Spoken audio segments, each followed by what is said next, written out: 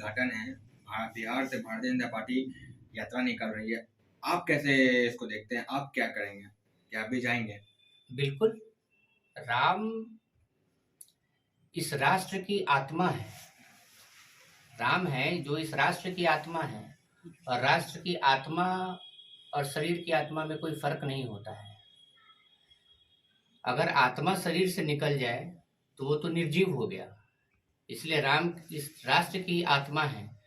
राम वो आदर्श है जो उन्होंने साबित किया। उस आदर्श को चलने के लिए हमें एक शिक्षा दी। राम ऐसे ही राम नहीं बने। राम को राम बनाने के लिए उन्होंने जो प्रयत्न और जो मार्ग दिखाए हैं, वही राम राज्य है। उन्होंने 14 वर्षों का, जब एक बाल्यकाल के रूप में राम को सबसे पहले राम कहा गया।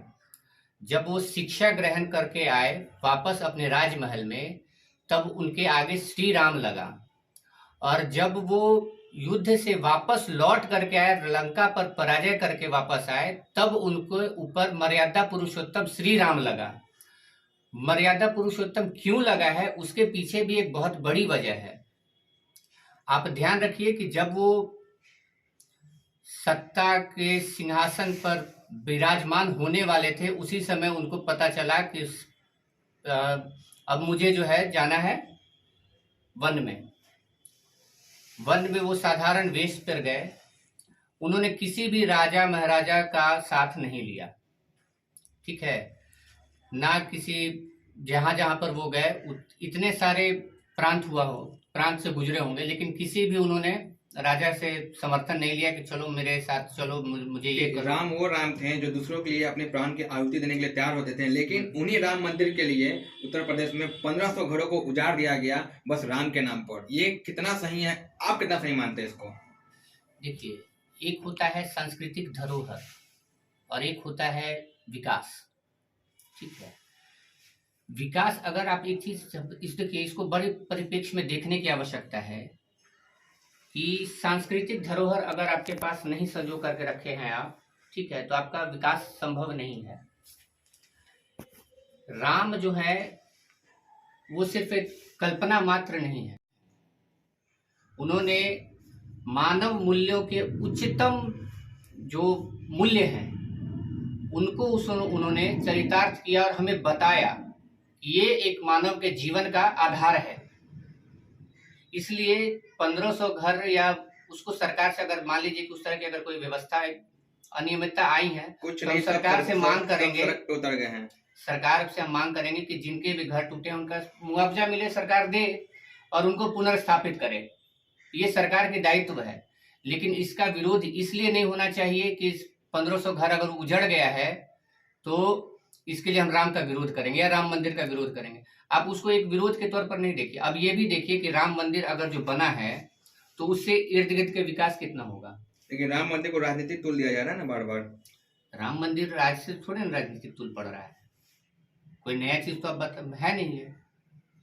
ठंड का है, लेकिन बिहार में राजनीतिक मिजाज गर्म हो चुका है, क्योंकि सूत्रों से पता चल रहा है कि नीतीश कुमार एक बार फिर से पलटी मारने वाले हैं। क्या आप इसको कैसे देखते हैं? निश्चित रूप से वो पलटी मारेंगे। यकीन मानिए कि जहाँ तक हमारे सूत्रों के साथ जो बातचीत होती है, ठीक है, तो उम्मीद ऐसा ही लगाया जा रहा है, ऐसा ही कयास लगाया जा रहा है कि इस बार जो दही चूड़ा है वो भगवा होगा, हरा नहीं होगा। इसमें संशय और एक किंतु परंतु की बात नहीं है। जहां तक रहा नीतीश कुमार का सवाल, तो जो जैसा बोता है वैसा ही पाता है। समता पार्टी को तोड़ करके जो पिछले उन्होंने जो कार्य किए हैं, उन्हीं का खामियाजा अब उनको भुगतना पड़ रहा है। इसमें कहीं कोई दो राय नहीं है। समता पार्टी को न वो तोड़ते और न आज उनकी ये स्थिति होती। समता पार्टी को आदरणीय जॉर्ज फर्नांडिस साहब ने संस्थापक सदस्य के रूप में एक राष्ट्रीय पार्टी का दर्जा प्राप्त कराया। उसी से इतर नीतीश कुमार को सबसे पहली बार मुख्यमंत्री बनाया। उसके बाद उन्होंने जदयू का गठन किया। समता पार्टी को तोड़ करके ही गठन किया गया और आज समता पार्टी को उन्होंने कहीं का नहीं छोड़ा। आज हम लोग उस पार्टी को अभी सींच रहे हैं और 2025 के आम चुनाव में, बिहार विधानसभा के चुनाव में हम लोग पूरी ताकत के साथ लड़ेंगे और जनता को एक विकल्प का एहसास कराएंगे कि हम भी उस विकल्प में हैं, कि जो जो समस्याएं हैं बिहार में, रोजगार है, पलायन है, शिक्षा है, स्वास्थ्य है, इन सारी चीजों को दरकिनार करते हुए इसको एक बेहतर विकल्प के रूप में हम कैसे लेकर के जाएंगे, ये सारी चीजें, स्ट्रेटेजी अभी हम लोग बना रहे हैं। यही मुद्दों को लेकर के हम जनता के बीच में जाएंगे और जनता मालिक होती है, वो तय करेगी। आम चुनाव में हम लोग अपने कैंडिडेट समता पार्टी के सिंबल पर देंगे और परिवर्तन का जो रथ यात्रा है उसका हम लोग शुभारंभ करेंगे। साल का अंतिम दिन है, नया साल आने वाला है, क्या कुछ संदेश देना चाहेंगे बिहार वासियों को?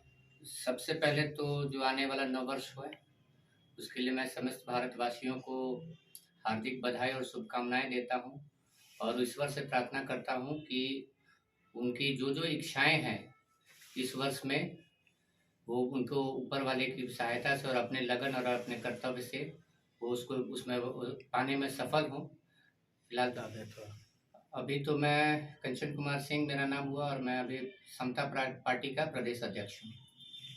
Thank you.